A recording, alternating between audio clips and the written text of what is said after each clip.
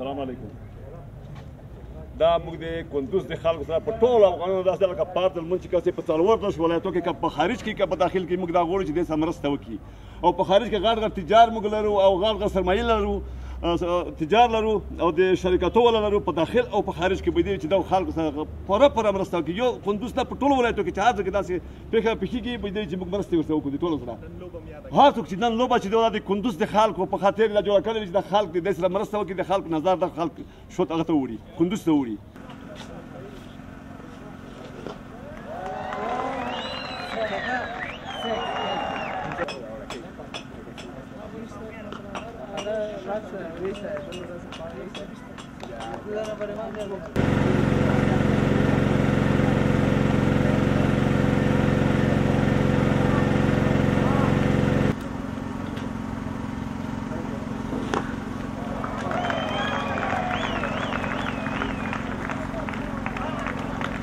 د افغانستان کرکټ بورډ د کندوز له جګړه ځپلو سره د مرستې په خاطر په کابل کې د کرکټ د الف او پرمختیایي ټیمونو ترمنځ یوه لوبه جوړه کړې ده.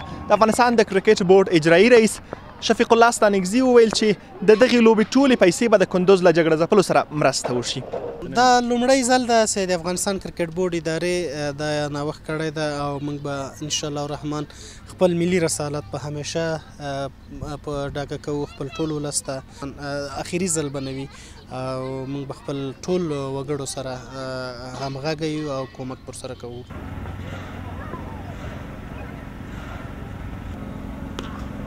Good.